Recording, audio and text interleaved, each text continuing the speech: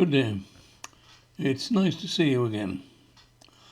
I would like to talk with you today about the single most notorious, most vile, most methodical attempt at a genocide within recorded history. I refer, of course, to the Holocaust, also known to the Jews as the Shoah. But I, as a single commentator, could not allocate the time because to do that strangely terrible event justice, I would have to talk for weeks, if not months, so I do not attempt it at all. There was a proposal to excavate a large part of Victoria Gardens, a green park space just yards from Parliament itself, and thereupon build a Holocaust Memorial and Learning Centre. There were, understandably, many objections to this proposal, and a planning inquiry was set up to examine if the proposals were lawful, or alternatively to decide that the objections had won the day. I am indeed proud to state that I was just one of the many who objected to this despoliation of a well-loved green park slap bang in London centre, and the attempt by a failed politician to set his name on this atrocious project. There is just one small point I wish to make before recording my previous testament over again.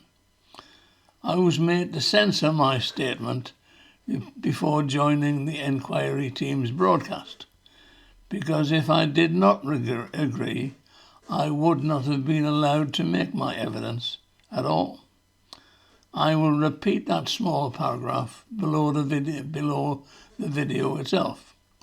When you hear it and identify what it said, you too can wonder who wanted that small paragraph excised from the Holocaust Memorial Enquiry record. I begin.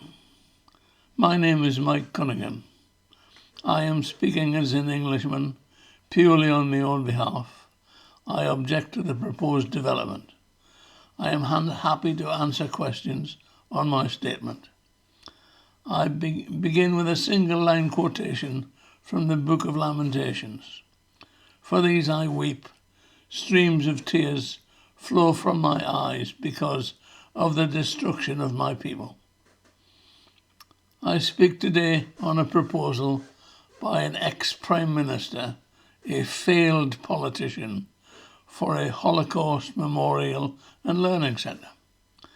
The proposal, turned flat down by a prescient Westminster City Council, was for the construction to be built inside the Victoria Tower Gardens, which is a Grade 2 listed park, and forms a small triangular green space right next to Westminster Abbey and the Houses of Parliament, collectively designated as a World Heritage Site. As an aside, some of the famed plane trees which circle the present park may probably be sacrificed. A second sacrifice would be the loss of a fair stretch of the recreational space used and enjoyed by so many. But this loss was dismissed by the architect, Sir David Ajay, with the words, "Disrupting the pleasure of being in a park is the key, the thinking." Fair enough. My views on this proposal are many and varied, but the major one is simply one of logistics, and simply put states the blindingly obvious. You would have to travel to London to see the memorial. I used to work in London, along with many thousands more, but literally millions would never ever dream of travelling to the capital, and indeed, why should they? The vast majority of Brits prefer going overseas for holiday relaxation, in normal times at least, so why travel down, in the same weather as they get where they live, to a city which might house a reminder of the greatest crime ever recorded. Given that the proposed memorial would of necessity limit the number of visitors, partly because of, in this day and age, virus restrictions, but also, and unfortunately mainly, heavy security precautions against a terrorist threat. Numerical access will be very limited. The numbers, just on a traffic basis alone, just do not add up. It will become, because of its prime position if built, if approved, just another tourist location. Imagine members of this inquiry, a memorial site and an underground hall dedicated to the remembrance of the murdered 6 million, a European version of Yad Vashem, becoming just another tick-box trophy for tourists. When I was but 13 years old, our history teacher at St Cuthbert's Grammar in Newcastle told we but schoolboys that we should read one book and one book only if we were ever to understand the greatest war ever fought. He told us that the battles of Kursk, of Britain, at Alamein and Falaise, and of the massacres such as Oradour-sur-Glane and Babi Yar could only be viewed in true perspective if we also understood the true history of the fall of the Nazi Reich. And this would and could be viewed in one book, namely The Scourge of the Swastika by Lord Russell of Liverpool. As I turned the pages of that awful book, as I read the pages of eyewitness descriptions of the truth that Jews were really viewed by the Nazis as subhuman, as I viewed the photograph of the British man's bulldozer pushing that pile of corpses towards a trench for burial, of the dumping grounds spread with human skeletons, it was only then that I realised what, unknowingly, the whole Allied world had been fighting against. My own father served during the war. My uncle, an artillery gunner, died in Normandy. We slept in our terraced house front room in Newcastle-on-Tyne. My mother, my grandma, myself and my 2 brothers, under the slender protection of an Anderson shelter built by my dad when on leave. He moved 2 mattresses in, together with bedding, and there we took nighttime refuge against the threat of bombs which rained down on Great Britain and Northern Ireland from the Luftwaffe. Born in September of 1940, I was just an infant, but we survived, courtesy of the heroes who served and flew in the RAF, and those who manned the ships in the merchant navy convoys who sailed the Atlantic with the paper-thin numbers of escort vessels given the Royal Navy after years of neglect from politicians of all colours as protection. The war proceeded over our heads. Democracy was saved by the Japanese attack on Pearl Harbor, which of course brought America into the war, and by the sheer twin lunacies of Hitler's declaration of war against the might of the United States and against his mortal enemy, Soviet Russia. Yet another sleeping giant, to paraphrase Admiral Yamamoto. Very few politicians of that decade understood the real threat of Hitler's Third Reich. Winston Churchill partly did, but I reckon he only ever thought of Hitler as a conqueror, determined to gain the Lebensraum which that evil man determined that his Aryan nation deserved. Neville Chamberlain took us into war only because Hitler invaded Poland, and Great Britain and Northern Ireland had treaty obligations with Poland. But with his Munich negotiations, Mr. Chamberlain had also given us that priceless year, within which time Britain was able to produce the numbers of fighters such as the Hurricane and the Spitfire, and to give precious training time for the pilots who would fly, fight and die, so that Great Britain might withstand the Nazi onslaught, as well as completion of Chain Home, the first radar system.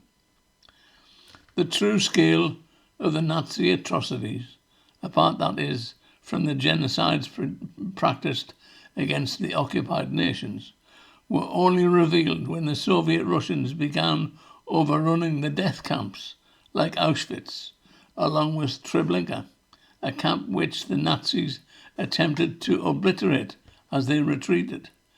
And these discoveries were later confirmed, but after the British and American soldiers liberated such places as Bergen-Belsen and Dachau.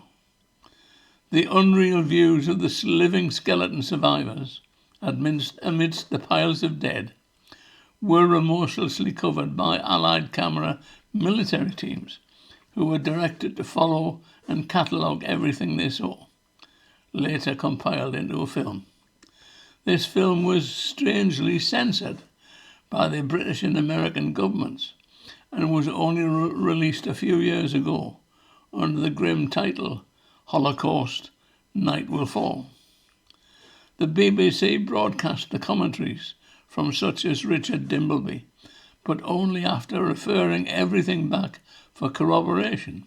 So ghastly were those factual reports from Mr. Dimbleby. The syllabus in all British schools, colleges and universities is said to include the Jewish Holocaust, but it is possibly because of the paramountcy of politicised educationalists. It is diluted, sanitised and, put plainly, sandpapered.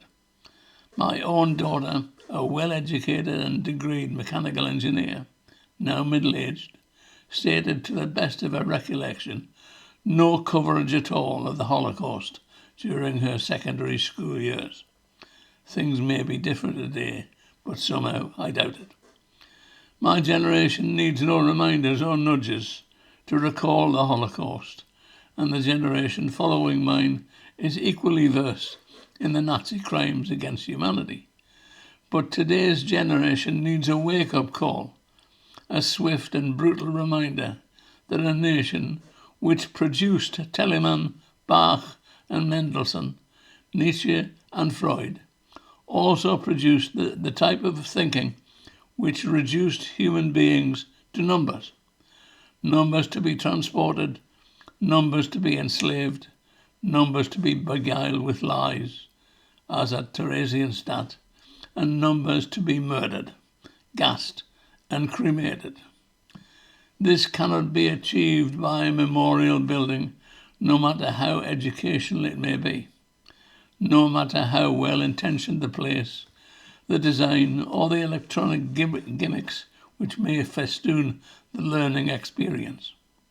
So, members and participants in this inquiry, here's my proposal, which is to discard the proposal to build this memorial and learning centre, and instead spend at least part of that 50 million quid, which is the amount of money proposed to build this place. The 50 million quid to fund the purchase of 90,000 hardback copies of The Scourge of the Swastika, along with the production and reproduction of 90,000 DVD copies of Holocaust Night Will Fall. These items will be distributed amongst all, repeat, all British education establishments with an enrolled age of 15 years or older. No one would be allowed to demur from watching the DVD or reading the book. The book will form part of the syllabus, along with timely showings of the DVD to those schools, colleges and universities, so that Britain's youth can and should learn of the capacity within a nation from whence sprang genius of man's inhumanity to his fellow man within the policies of that feared final solution. In conclusion, and in explaining the quotation from Lamentations, we, as must have already possibly been stated many times in evidence and in writing already, we already have 3 Holocaust memorials. The first is in the Imperial War Museum, well known, accessible, and in the throes of upgrading. The second is the memorial statue to the 10,000 Kindertransport children, sited just outside Liverpool Street Station at pavement level. The British government gave formal sanctuary to some 10,000 Jewish children who became the Kindertransport. The British government had literally no idea of the fate which would befall their parents, along with the other victims of Nazi Germany. But something strange occurred to move an administration and a British government which was quietly partly anti-Semitic itself. Letters of concern to senior members of both government and civil service may have helped, but no one really knows what moved a government through its bureaucracy to announce a not very welcoming message to both those 10,000 that they could come over as long as they were no burden on the taxpayer.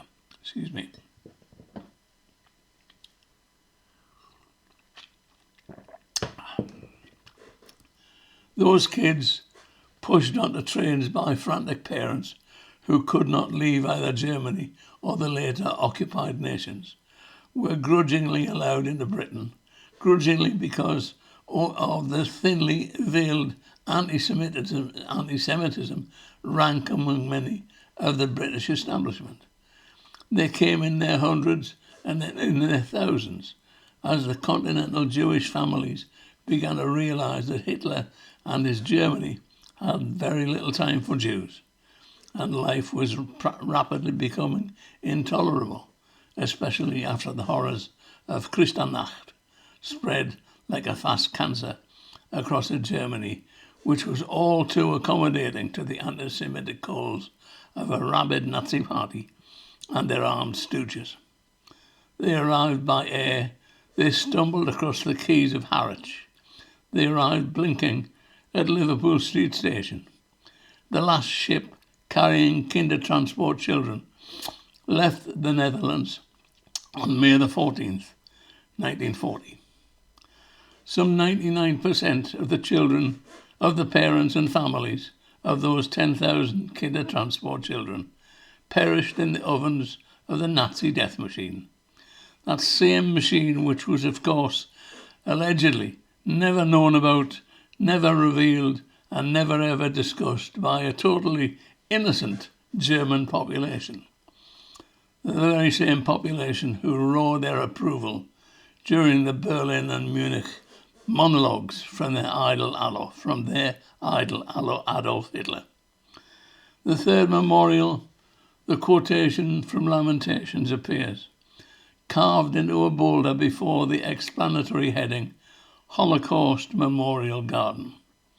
The Holocaust is memorialised in Hyde Park, in a simple design with engraved boulders in a gravel space, surrounded by white-stemmed birch trees.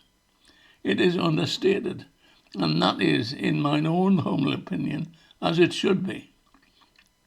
Proposed, designed, funded and built by British Jewry, nestled adjacent to the Serpentine, that small space is sufficient to the needs of both memory and memorial.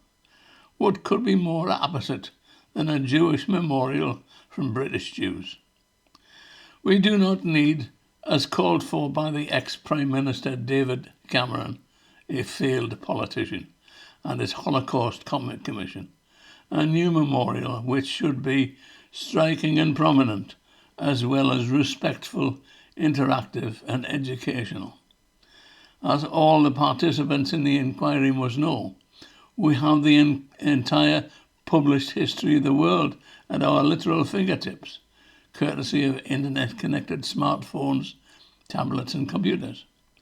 We do not need to be educated by some establishment bunch who reckon that they know better than others what to push into the minds of the inquiring, when the very term educational is but 2 steps removed from the re-education in Orwell's 1984, when a simple online search for Jewish Holocaust produces 60 million web pages in 0.51 seconds.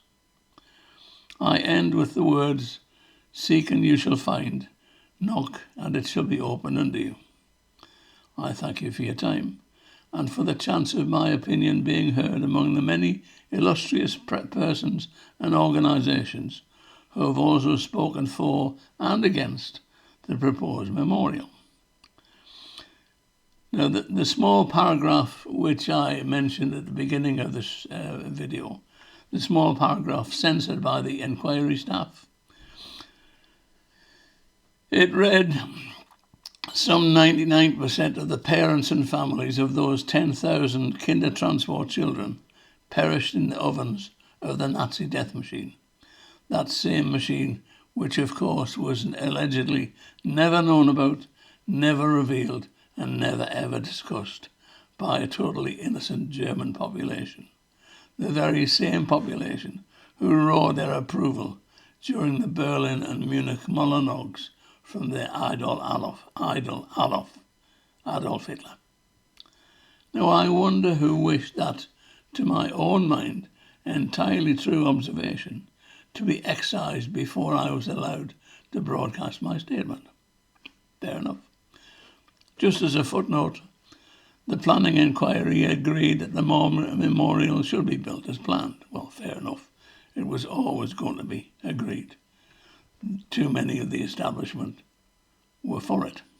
In the Victoria Park, with the desecration of those wondrous plane trees as a beginning. But a challenge based on a 122-year-old Parliament Act was successful in blocking the build. The government has twice tried to appeal, but the judges still said a flat no. The government are said to be thinking of repealing the relevant act. Why? Because an awful lot of political heavy hitters want it. Lots of cash has probably been promised, and the fix may already be in when the new Prime Minister sits down. I thank you for your visit, and I hope to see you again.